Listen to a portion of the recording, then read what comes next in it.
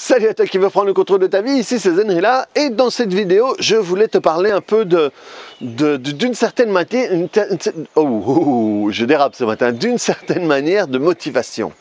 Mais pas de motivation dans le genre ouais je vais te donner 3 trucs pour avoir de la motivation. Non, non, je veux te parler de la motivation parfois cachée qu'on peut avoir pour faire les choses. Et d'une certaine manière, on a tout le temps cette motivation. Par exemple, je t'ai fait une vidéo dans le temps, je n'avais pas pensé à ça, mais c'est bien que j'y pense maintenant, où je te parlais de discipline. Et que Will Smith avait changé un peu mon point de vue sur le mot discipline. Parce que moi, je suis fils de gauchiste révolutionnaire, et donc la discipline, pour moi, pendant toute ma vie, ça a été un gros mot, quoi. C'était connecté aux militaires, à l'école, à un truc un peu comme ça. Et donc, c'était vraiment quelque chose que je n'aimais pas. Et Will Smith m'a fait penser au fait que la discipline, au fait, ça doit être de l'auto-amour. Où tu te disciplines pour faire quelque chose, mais en réalité, c'est parce que tu t'aimes que tu vas, comme un pote le ferait à un autre, un peu te pousser pour faire quelque chose qui serait bon pour toi. Et ça, c'est quand tu vas faire de la discipline active, entre guillemets. Mais il n'y a rien de plus stupide, pour moi, de dire à quelqu'un qui n'est pas discipliné. Parce qu'en réalité, on est tous disciplinés. On est tous disciplinés. Oui, ça peut paraître bizarre, hein, mais c'est un doctorant en glandage qui vous parle. Et on est tous disciplinés, sauf qu'on n'est pas disciplinés selon nos objectifs conscients. Où je me dis, voilà, maintenant, mon objectif, c'est perdre 15 kilos, c'est faire plus de sport, c'est obtenir mon diplôme, c'est apprendre à jouer à la guitare, c'est, je sais pas, ranger ma maison, tondre la pelouse de mon jardin. Non, non. Et alors, on dit, voilà, je vais me discipliner pour faire ça. Et quand j'y arrive pas, je suis pas discipliné parce que je laisse tomber les bras, parce que je vais pas jusqu'au bout. Non, non, non. Au fait, ça, c'est de la connerie.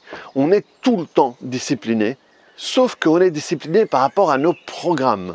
Si mon programme, c'est être un raté, c'est être quelqu'un qui ne arrive jamais à rien parce que c'est l'identité que j'ai, eh bien je vais être discipliné à foutre en l'air toutes les opportunités que je vais avoir pour arriver à être quelqu'un, entre guillemets, qui réussit.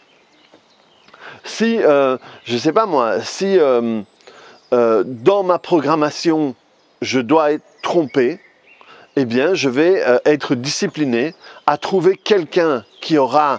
Il y a des gens, tu te dis, mais j'ai travaillé avec un gars.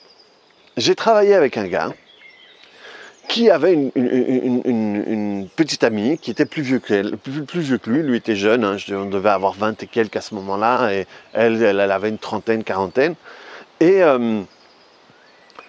Et sur le peu de temps que j'ai travaillé avec lui, sur les 2-3... C'est quelqu'un qui l'avait déjà trompé plusieurs fois, quoi. C'était genre, quelqu'un arrivait, et, la poussait un peu, et puis hop, on pouvait coucher avec elle. Et lui, à chaque fois, il disait, ouais, bon, j'ai décidé de la pardonner parce qu'elle l'a pas fait exprès, ou des trucs du style. Et donc, lui, dans sa programmation, c'est être le neuneu qui est là derrière, allez, s'il te plaît, et il va être discipliné pour ça. Parce que être avec quelqu'un qu'on aime, parce qu'il l'aimait d'une certaine manière, savoir que elle a couché avec quelqu'un d'autre, qu'elle a recouché avec qu'elle a recouché, et que ces gars viennent à la maison, et même viennent à la maison, je veux dire, il faut quand même s'accrocher pour accepter ça. Donc il était discipliné pour vivre cette vie de... je ne veux pas mettre de mots là-dessus, mais la vie, quoi, que certains peuvent dire de minable, ou de je sais pas moi, de quelqu'un qui se laisse faire, ou de quoi que ce soit. Mais bon, lui était discipliné pour vivre cette vie-là. C'est quelqu'un qui d'aspect, avait comme ça, avait une voiture qui était cabossée, avait des vêtements qui pouvaient être troués, enfin. Donc il y avait vraiment tout l'apparat, quoi. Et il était discipliné à rester là-dedans. Il y a des gens qui vont être, je ne sais pas moi, donc, quelle que soit notre programmation interne, on va être discipliné par rapport à tout ça. C'est pour ça que j'avais aussi fait une vidéo en disant que je trouvais très con aussi les gens qui disent « Ouais, mais ce qui se passe, c'est que t'es pas aligné, quoi. » Ça, c'était une connerie parce qu'on est toujours aligné, sauf qu'on croit que ce qui décide, c'est notre conscient. Et donc, quand on se met un objectif conscient, eh bien, tout d'un coup, ça, c'est la réalité et c'est ce qu'on doit faire. Et alors, si on n'est pas aligné, non, non, non, tout se passe de manière inconsciente. Nos programmes sont là et on va tout faire pour respecter nos programmes. Donc, inconsciemment, on va tout faire pour respecter nos programmes. Et donc, c'est une longue introduction parce que je voulais te parler hier soir. Ça faisait un mois que l'oncle de ma femme est décédé. Et au Pérou, après une semaine, après un mois, ils font des messes. Et alors, ils allaient partir, il y en avait eu 2 dans la journée, donc elle allait regarder. Et donc le soir, elle allait être occupée avec sa messe. Moi, c'est pas ma cam. Et je dis, ok, ben alors moi, je vais profiter pour voir. Netflix a sorti un reportage qui s'appelle Last Dance sur la dernière année des Chicago Bulls quand ils ont fait quand ils ont gagné 3 fois d'affilée pour la 2e fois. Et je voulais le voir depuis longtemps. Et ça m'emmerdait de le voir sur mon téléphone, un petit truc comme ça. Et donc je dis, je vais le voir à la télé à ce moment-là. Et ils font des allers-retours entre la dernière année, donc le 6e championnat des Chicago Bulls et la vie des joueurs. Et ils sont revenus dans la jeunesse de Jordan et il y avait 2 détails qui sont connectés que je ne connaissais pas sur lui. Pourtant, voilà, moi je suis pas fan, j'ai jamais été fan de personne. J'aime pas le comportement de fan, F-A-N. Et la seule personne de qui j'ai été un petit peu fan quand même, c'était Michael Jordan. C'est quand même lui le gars que j'ai le plus suivi de manière assidue. Et il revient dans sa jeunesse et à un moment, ses parents travaillaient tous les deux, ils étaient noirs en Caroline du Nord et comme ils travaillaient tous les deux, ils étaient un peu inquiets que leurs enfants traînent dans les rues et tout ça. Et donc, ils les ont fait faire beaucoup de sport. Et il y avait une grande rivalité entre Jordan et son frère. Il faut savoir que Jordan a un truc maladif, c'est l'esprit de compétition. Ce type a l'esprit de compétition le plus... voilà, quand tu parles, qui que ce soit parle de lui, c'est de ça qu'il parle, quoi. Ce type est constamment en compétition. Et là, il explique d'où ça vient. Il explique d'où ça vient, c'est le fait que son frère qui était plus grand et qui jouait mieux au basket avec lui, il jouait tout le temps. Et le truc c'est que si jamais, donc son frère s'appelle Larry, et si jamais Larry arrivait à perdre, ben ils en arrivaient à se battre à coups de poing, quoi. Et donc, il explique qu'il n'aurait jamais eu cet esprit de compétition s'il n'y avait pas eu ça avec son frère.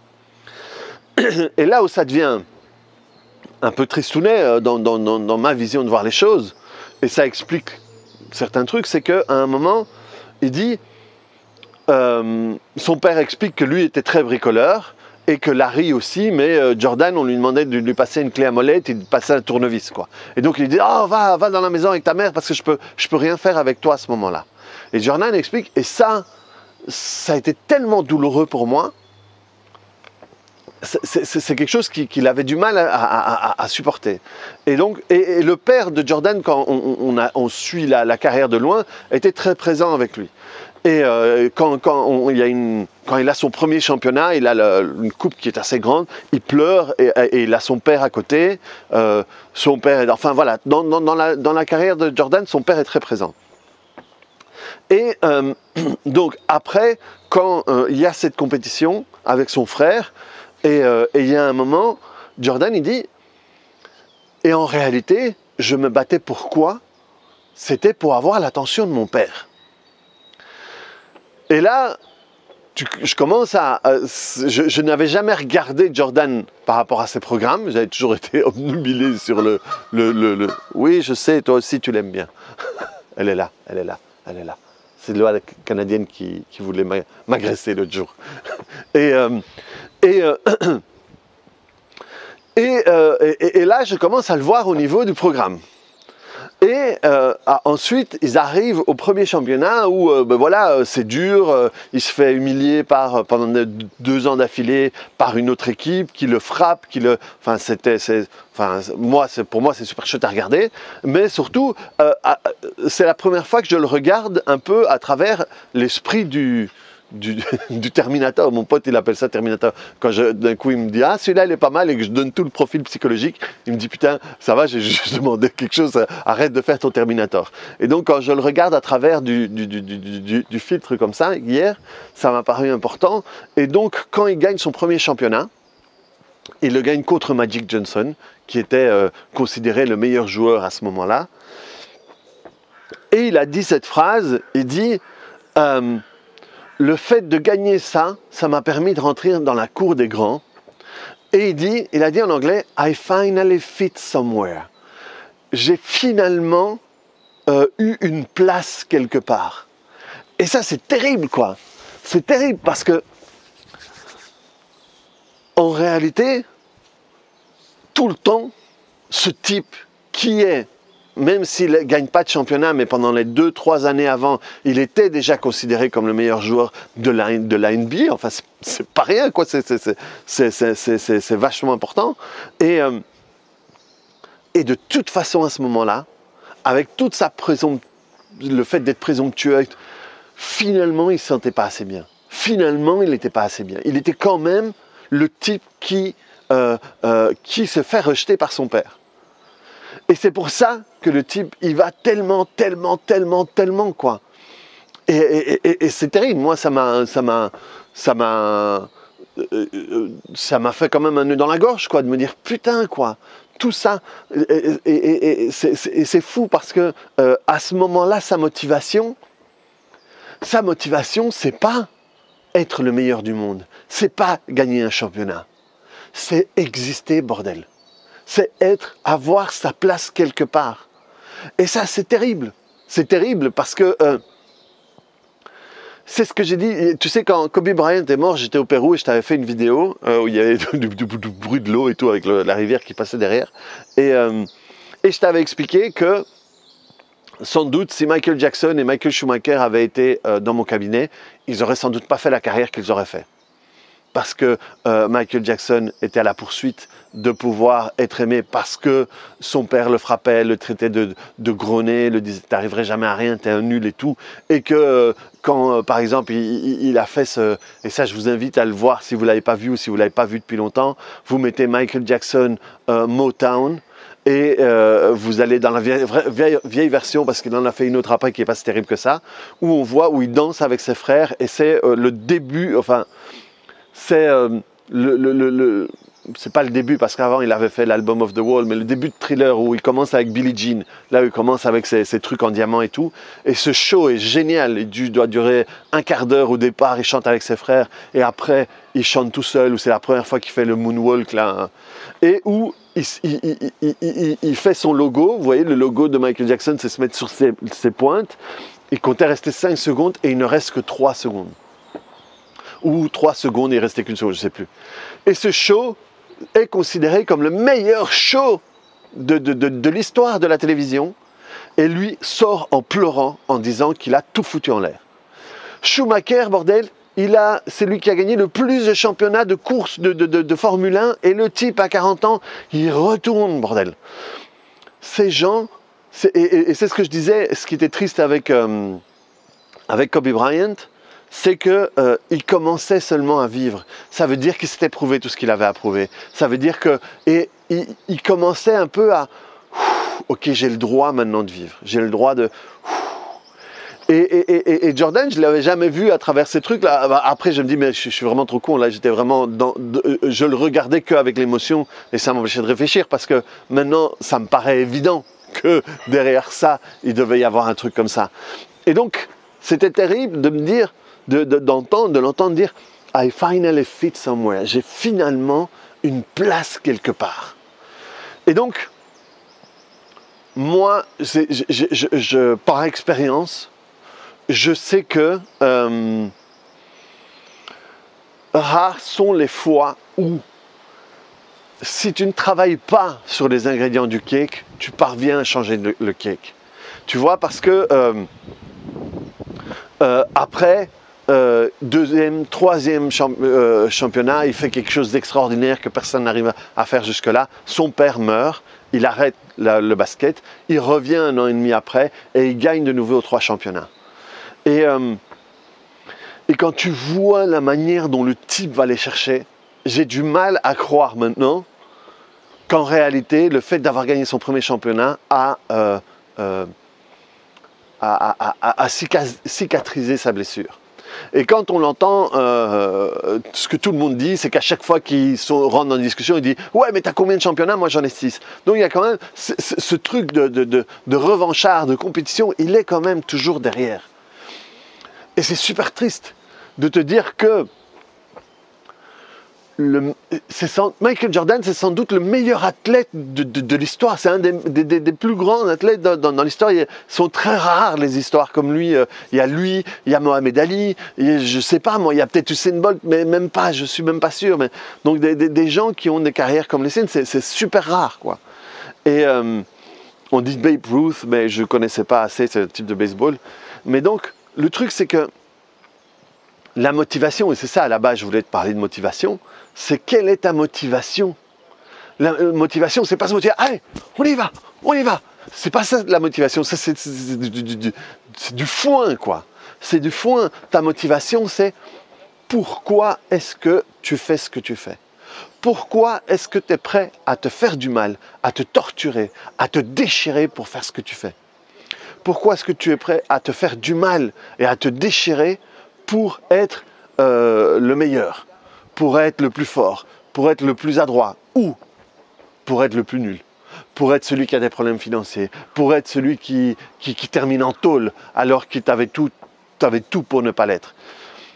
La motivation, c'est le fameux pourquoi. C'est pour ça que Simon Sinek qui fait tout un truc sur l'importance du pourquoi. Et là, le pourquoi finalement, il est moche, quoi. Entre guillemets, il est moche dans le sens que ça vient d'une blessure. Ça vient d'un enfant blessé. Michael Jackson, c'est un enfant blessé. C'est un enfant blessé à qui on a volé son enfance en plus. C'est pour ça que le type est plus ou moins chelou dans toute sa carrière. Et Jordan, c'est un enfant blessé. C'est un enfant blessé parce qu'il y a 2 choses qui déterminent tout ça. Il y en a une que je savais, la deuxième, c'est celle que je viens de te dire, ses parents. Mais la deuxième, c'est le fait qu'il n'a pas été repris dans l'équipe de basket de son école. Et ça l'a déchiré. Et c'est ce que disaient ses parents, ou je ne sais plus si son père ou sa mère disait si vous voulez vraiment qu'il arrive à faire quelque chose, dites-lui qu'il n'en sera pas capable. Et il vous prouvera le contraire. Mais donc ça veut dire qu'à l'intérieur de lui, enfin j'espère que maintenant plus, parce que c'est quand même, il a quand même une partie de blessé. Et ce qui veut dire que, d'une certaine manière, tu n'es pas en paix. D'une certaine manière, tu n'es pas en paix. Et c'est important d'aller voir les parties. Et moi, quand je vois des personnes qui commencent à faire ce que je fais ou quoi que ce soit, ou par exemple, il y a une... j'ai fait la session collective sur les peurs il y a quelques jours et il y a une personne qui était là et j'ai bien vu qu'elle était là un peu pour glaner des infos plutôt que pour faire le processus. Mais parce qu'on tapotait, et à un moment elle tapotait pas et elle prenait des notes. Donc je veux dire, voilà, moi j'ai pu faire des choses comme ça, donc je comprends. Et c'est dommage parce que ce qui est dommage pour elle, c'est que de un, elle n'a pas compris que j'envoie l'enregistrement, donc elle peut prendre tout le temps. Elle décide de le faire là, au moment où on est en train de travailler. Et donc elle estime que finalement elle n'a pas énormément de choses à travailler. Parce qu'elle a fait 1 ou 2 séances avec moi et que c'est plus important de prendre des notes pour le faire ensuite, elle, professionnellement.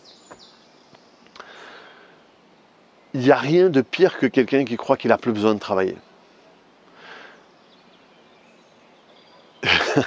Moi, je bosse sur moi depuis, putain, je sais pas moi. J'ai commencé à vouloir essayer de comprendre des choses, mais J'ai commencé à faire du shiatsu en 98, en 98. Donc j'ai déjà à ce moment-là un truc de dire, ok, qu'est-ce que je pourrais trouver pour me guérir et guérir les autres? C'est mon mentalité de ce moment-là. C'est pas ce que je pense maintenant. Maintenant, je ne guéris personne. Mais à ce moment-là, je me disais ça. Donc je me disais, tiens, qu'est-ce qui pourrait m'aider? Et ensuite, j'ai commencé à travailler dans le psycho-émotionnel. Honnêtement, je sais pas, il y a 9 ans, 10 ans, un truc du style. Et à partir de là, je n'ai pas arrêté de travailler sur moi. Avec le Faster EFT et le TPE, j'ai fait des centaines d'heures de boulot sur moi entre mes potes qui m'en faisaient sur moi, les séances que j'ai payées et toutes les heures que je fais sur moi. Je continue régulièrement à travailler sur moi, plusieurs fois par semaine. Et donc, quand on croit que parce qu'on a fait quelques séances, c'est dommage. Moi, j'ai pas de jugement là-dessus. Je dis juste c'est dommage. C'est dommage pour la personne parce qu'on passe à côté. Et des personnes qui ont fait 2-3 séances avec moi et qui pensent qu'ils n'ont plus besoin de travailler, c'est dommage. Parce que moi, je vais travailler sur moi toute ma vie. Et justement, pour éviter ça, dès que je peux me rendre compte d'un truc comme ça, ou d'un truc comme je t'explique sur Jordan, et que tout le monde peut avoir un truc comme ça dans sa vie, c'est, ah merde, ici par exemple, j'ai commencé à travailler des trucs avec une autre thérapeute, un truc complètement différent, ce qui m'a permis de me rendre compte de loyauté que j'avais envers des membres de ma famille, et que je ne savais même pas que j'avais. Et donc du coup, j'ai commencé à investiguer un peu plus là-dessus, et avec d'autres tests et tout, et donc j'ai travaillé sur moi, sur une loyauté que j'avais, mais donc je continue constamment à bosser. Pourquoi? Pour pouvoir être en paix, à un moment pouvoir m'asseoir là, et être là et écouter les oies canadiennes, mais donc c'est dommage parce que j'ai la sensation que ces gens-là, même s'ils ont une réussite insolente, extrême, ce sont les meilleurs du monde, d'une certaine manière à l'intérieur d'eux ne sont pas en paix. Et ça c'est dommage. C'est dommage parce que pour moi, c'est pas cette réussite-là que je veux avoir. C'est pouvoir être là assis avec mon fils, avec ma femme, et être en paix, tu vois, et pas me dire que je dois prouver quelque chose. Et c'est pour ça que je travaille, c'est vraiment ce souhait un peu du calme, tu vois. Je pense que finalement, la vraie réussite, c'est pouvoir être en paix, complètement.